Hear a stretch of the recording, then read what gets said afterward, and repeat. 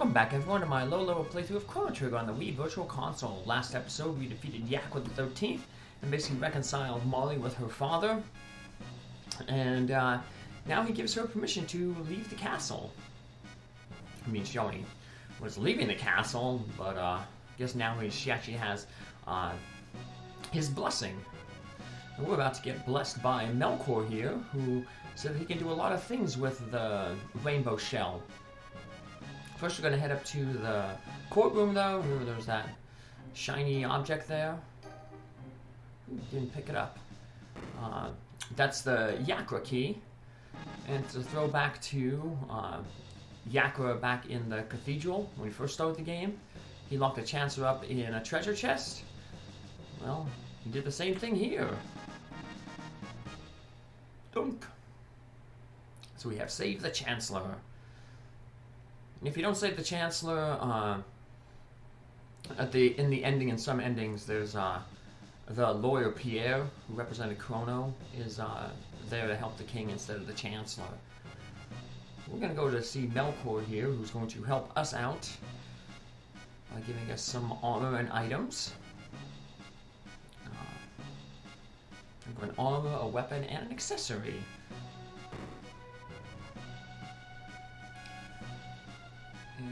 And the prison dress is like the best defensive item, armor for the women. But we can charm them off of Queen Zeal. You can also charm prism helms from her as well. But we're going to take the helms because they prevent status from being, the female status from being changed.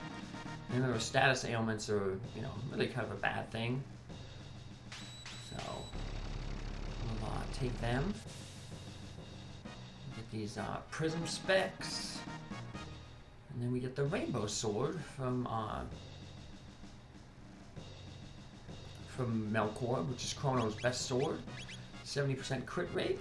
So we'll be dealing a lot of damage once he gets maxed out power. We give all the ladies their prism helms. You see that gives them some good magic defense, and it also locks their status. The prism dress gives good defense, and it also has auto barrier, so it reduces the magic damage that they take. So it's like a safe helm, but for magic. So basically, just defeated this enemy, Yakwa that had a time, Yakwa the 13th that had a time back to 600 AD.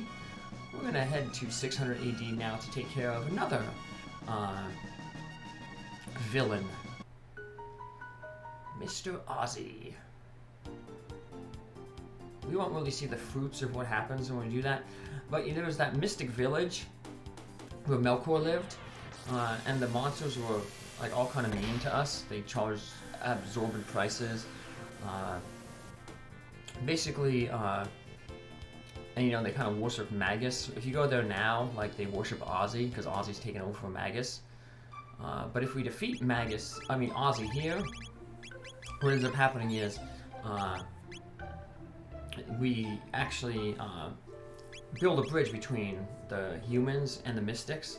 So then the mystics, the descendants of the monsters, are all like nice to the people. So we're gonna give all our characters here. We're going to give them black mail or a black vest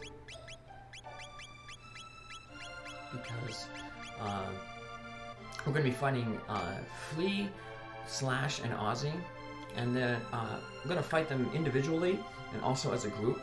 And as a group, they have a triple technique, and that triple technique is Shadow Elemental. I mentioned it in a previous episode. It's like Chrono, Marley, and Luca's triple technique, where they all cast their own individual elements, and it creates a shadow effect.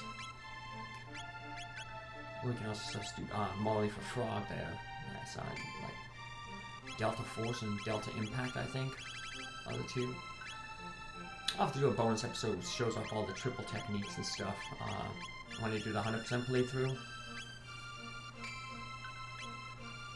Now we'll keep Alia, Robo, and Marley in. Send mainly Marley for the to get tech points. Robo needs some tech points too. But this is a very short dungeon. But like I said, a lot of fighting. The individual fights are very easy. They don't have many more hit points than they did back when we fought them basically solo with Frog. So if we have either Alia or Robo equipped with the Prism specs that maxes out their attack, we can basically take care of Flea and Slash with 2 of the Beast Toss. Use that to pop up. 2 of them takes their Flea out. And you got a little Flea plus. And it's Super Slash and the Great Ozzie. So they got some adjectives to their names.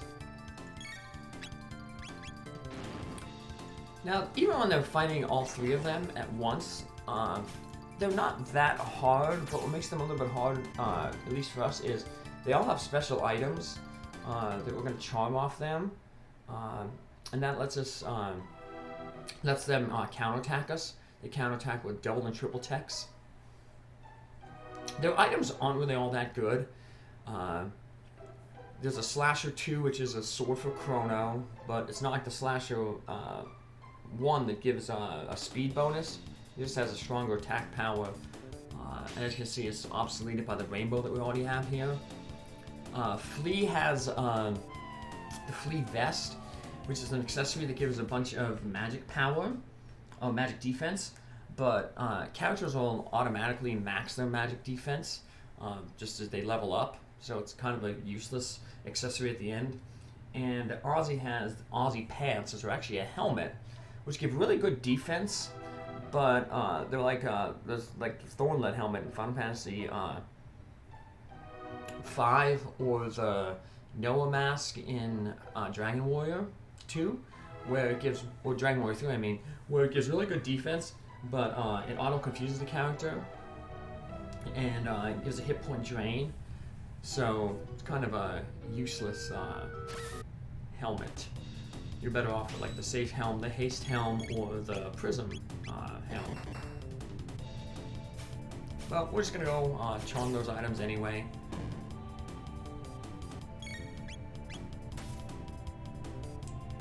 Slash and Flea both have 4,000 hit points. So we just need Molly to do just that one little attack there to do enough damage to finish Super Slash with 2 of the Beast Toss.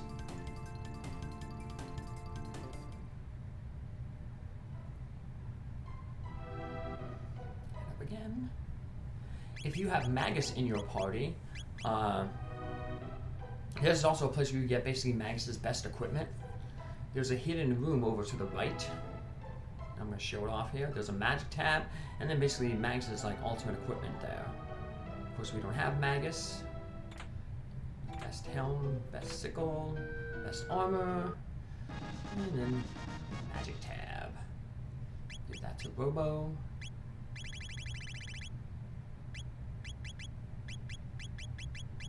If you go and you grab that treasure chest over there, you get hit by that blade and it brings you down to like 1 hit point. It doesn't kill you, but it's only a full ether. We don't really need it. And you can get it anyway here. If you just ignore the blade, then this imp triggers the trap. And Ozzie runs off. And we can get the treasure anyway. Now I'm going to make a save before I go up. Because if you go up there, that's when you fight Flea Plus, Super Slash, and the Great Ozzie all at once. I'm just going to make a quick save out here because, like I said, when you're charming all those items off of them, they can be a little bit difficult. And Flea has a tendency to run away. If you basically defeat Slash before you defeat Flea, or beat Ozzie before you defeat Flea, she will run away, or he will run away. So if you want to get the max amount of tech points, you know, we're not really worried about experience, but the tech points are important. We want to defeat Flea first, and that means, unfortunately, that causes a little bit of problems. When if you attack Slash and try to give it a slash first, he does a dual technique, a counter, where basically like a flame sword, like Chrono and Luca do, where he'll do a jump slash and Flea will cast fire on him. If you try to charm Flea, though, they do a triple tech, and that triple tech is enough to wipe out anybody. And then it's going to, you know, wipe out Alia because she's the one using the charm technique. But we want to get those extra points from Flea, the tech points. So we're gonna take Flea out first. So it makes things a little bit tougher, but it's okay. Took a few tries to get this battle done. Molly's there, of course, going to haste our characters. Once you take out one of the characters, the rest is pretty easy. Ozzie basically does nothing, for the most part. It's just, you know, Flea and Slash who are the big problems. But yeah, here they have that triple technique, the counters, and that's enough to take out Alia.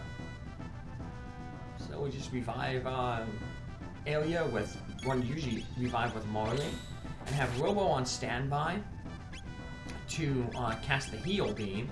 It'll basically restore all our hit points. And unfortunately, Slash was mean and targeted Marley there with his slash attack.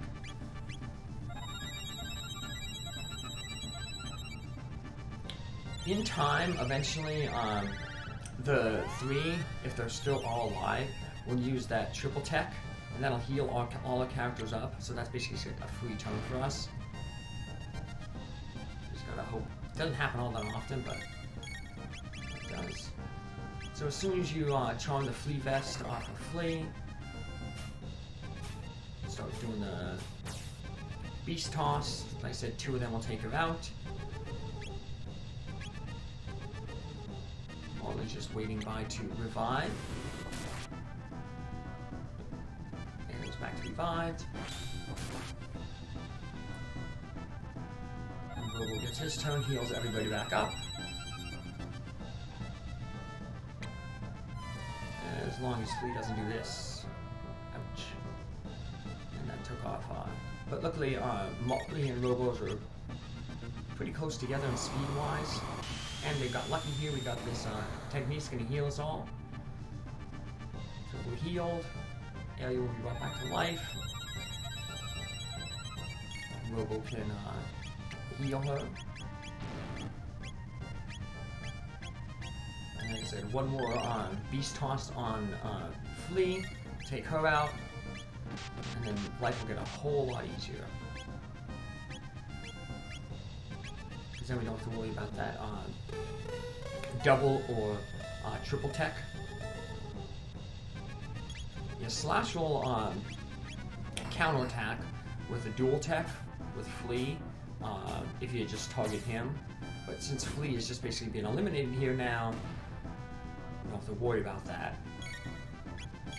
We just take Slash out, and we finish off Ozzie. Capture cards act that blow up there, so I just paused it to restart it. Let's get the Slasher. I did give Alia the Charm Top to help her increase the chance of having a successful charm. Remember, even if she doesn't successfully charm the enemy, they'll still do that counterattack. So we want to make sure that she charms all the time. Another way to ensure that you're going to get the item from charming them is to use the dual tech with Alia and Marley, the twin charm. But the problem with that is, you know, then you're using 2 characters to get an item. And like I said, we like to have Marley sitting on standby to heal whoever gets hit with the counterattack. At least when Flea was still around. But now that Flea's gone. We don't have to worry about the counterattack or slash. Throw 2 beast toss at him. Finish him off.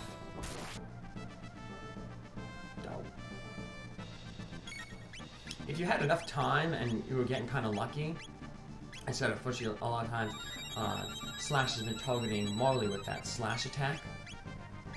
But if you have some free time, you can use a shield on Marley. That gives her the safe status, like how Robo has there, automatically with the safe helm. Let's finish Mr. Slash off here. And then we just finish off Ozzie. Ozzie has a little bit more hit points than the other two. He has 6,000 hit points, so it'll be 3 tosses to take him out. But as you can see, he's really doing basically nothing. He's gonna wait here to be beaten up.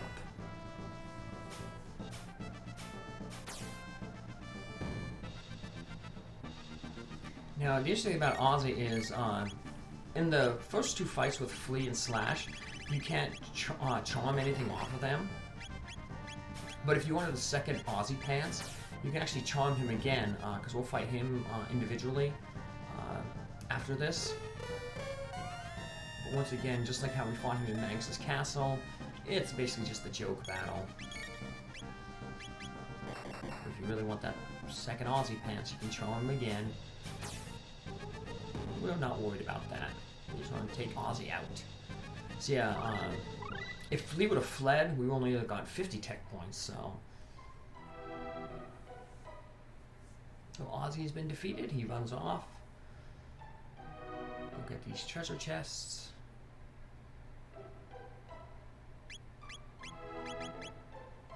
We want to keep our blackmail on. For some of our characters. There is, we're gonna go to the Black Omen then. There's just one battle, at least in the future Black Omen, when you get there, and it's against these laser cannons, and their lasers are, remember perhaps how Specchio said at the end of time that Robo's lasers function as shadow magic. So whoever you have to do that first battle in the Black Omen, as long as they have the black gear on, you're pretty much safe. I say pretty much safe because what you have to do is you actually have to defeat the laser cannons with 1 hit. Because if you hit them and don't defeat them in 1 hit, then they self-destruct and deal like fire damage. But if you just use someone like Aelio or Robo, like their triple kick or the Ozzie punch technique, you can take them out really easily. Don't have to worry about that, and then you can be healed up by the lasers. So after all this, we don't get to defeat Ozzie. This cat just walks in and defeats Ozzie by hitting the right switch. And like I said, now if we go to the Mystic Medina Village in the present, all the monsters there are nice. And the descendant of the great Ozzie, who was the mayor, he's basically just like a servant to this like blue imp who's the leader. So we've taken out that side quest, mainly for the tech points there. And now we only have one more side quest to go, and that is Robo's in the future. So that's what we'll be going, doing that Black Omen thing in the future. You can't go through the entire Black Omen in the future. You'll see that Queen Zeo basically stops us from going into it and says, Lava's already rules here. But when we do go through the Black Omen, we're going to go through it 3 times, just once on screen though. So we can charm, like I said, those prism dresses off Queen Zeo. Like I said, that'll be in the future. And speaking of the future, that's where we'll be going in the next episode to do Robo's side quest and finish off our side quest. So take care, have a good one. Thanks for following along. See you then. Bye.